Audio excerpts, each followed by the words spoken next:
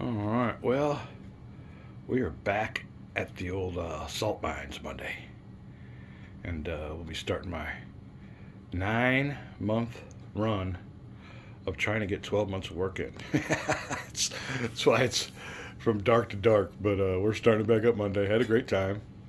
Haven't been to work since December 23rd, so I enjoyed a heck out of my 3 months. But like I said, you get 8 months to get 12 months of work in, but we will be back when we can.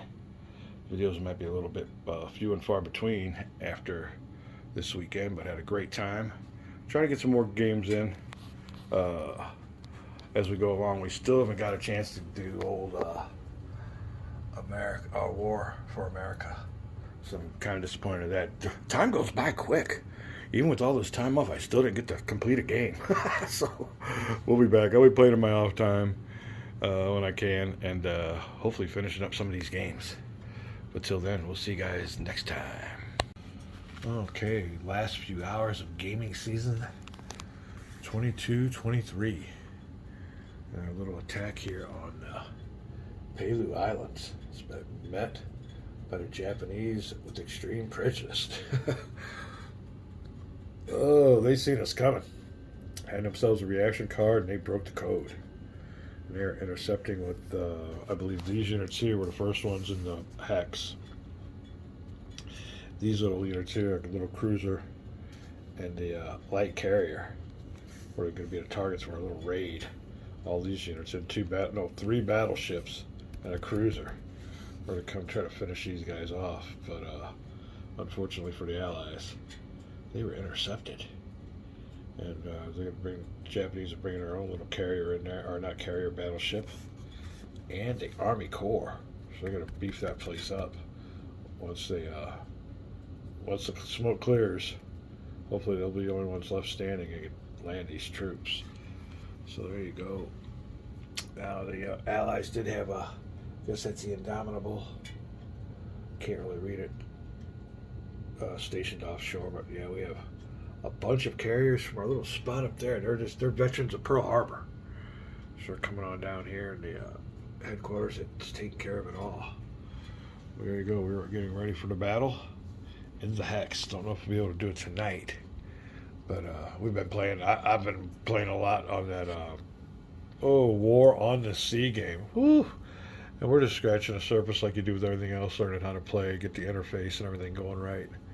It was frustrating for a while there, trying to find out how to get back and forth from the tactical map to the strategic map, but we got it all figured out. And, oh man, we got it. That is just that's this game here. But when you got your strategic map, but when you go down tactical, it plays out with a ship on ship, planes on planes, torpedo submarines, everything. It is fantastic. So, as a matter of fact, I tried getting a custom battle. I was able to get these two units to take Geo and Ryujo. But when it came time for these battleships, the game don't have them in there. I mean, I could get some kind of battleships that would take their place, but yeah, they don't have these ones in here. They do have those ships there, though. And I'm having trouble getting a customized game, but I was going to try to have a showdown for us with all this on the game of War on the Sea, but couldn't find these ships. Had battleships I could play with, but and then I still haven't got that customized battle down yet, so we can't really do it. But we're having fun here. The waning hours of gaming season. Oh, I want to give a little shout out. I just subscribed to Harold Buchanan's channel, and he was just like old Gary on Art Wolf's Lair, having his game designers roundtable, and I think that's kind of like the big thing now. Everybody's doing it, which is really fascinating. I love watching them. But what's really good is to see old YouTuber and now game designer Gilbert Collins in the group. He has joined the Game Designers Club because I think he's working on a second game, Kaiser's Fleet, in which we have a P500 subscription to, so we'll be getting that game too, like old Gilbert's games. All right, this little drop in. We'll be back with this battle in the morning or something. I've been all night playing War on Sea, so it's my fault, but we will be back with some Empire of the Sun play. All right, we're ready for the battle for the Palau Islands. The Japanese have responded heavily. Like I was saying earlier about this being the closing of my season, I was just kind of contemplating that, how I've been playing since January 23rd, and I've yet to finish a game. Either game we've had down here, Central America. Oh, no, we did finish one scenario in Central America. In this game here, we played through 4 turns, but this isn't a bad game. I mean, if you sit down here and have a session, all-day session, you'll get done with this, and I don't know what they said, maybe 3 hours? Let me see how long it could take. How long did I say it takes here? Oh, it should tell you. Oh, each turn, don't tell you, is 4 months. Players, how long does it take you to play the game? Does it say on here? I don't think it tells you that much. Alright. But anyway, I think maybe 3 hours, 3 or 4 hours or so. But my problem is, even though I'm putting out lots of videos, I only come by here and sit down for a few minutes at a time. I don't think I've ever sat down here for a straight half an hour. It's always a few turns here, then I gotta go do something, then come back and do something else, and then walk by and go, I can sit down and do a few more minutes of video. But, since December 23rd, and I can't even get a game done. It tells you how slow we move here. I guess less bloviating and more playing. We're on this attack here, and the Allies are hitting the Japanese. Are going to try to hit the Japanese with 52. It all depends on the effectiveness of that 52 we can use. Japanese got hitting them back with 79, and it was supposed to be a surprise attack for the Allies. So we will grab the good old Ally die, and 8. I think that's a good one. So we'll get 1. So Allies will get all 52 of theirs. Alright, and then we got us the good old Japanese dice. 7. We got to get back because we got die roll modifiers. Ambush, surprise attack, there's none of that. It is an intercept. So luckily we have nothing going on there. So with a 7, they get 1 also. So everybody gets to apply their hits. Now it's simultaneous and an intercept. They don't get to fire, and then whatever is left gets the fire back. So it's a big exchange of fire.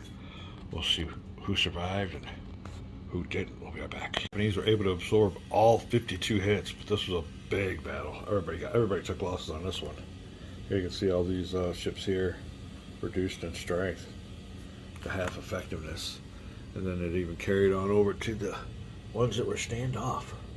Now on these all have 12 defense factors, or 12 factors you could use to absorb the hits, but we took them from the weakest one. We kept the strongest ones in the attack factors unharmed. So there you go. That is it. Nobody sunk yet. Just a lot of damage on the Japanese side. Don't think it's going to be so good for the Allies. 79 hits. Be right back. Alright, then what turned out to be an Allied raid and destruction of some ships there at Palau. They're all damaged and 2 of them were sunk. The Exeter and the 4th Sea battleship.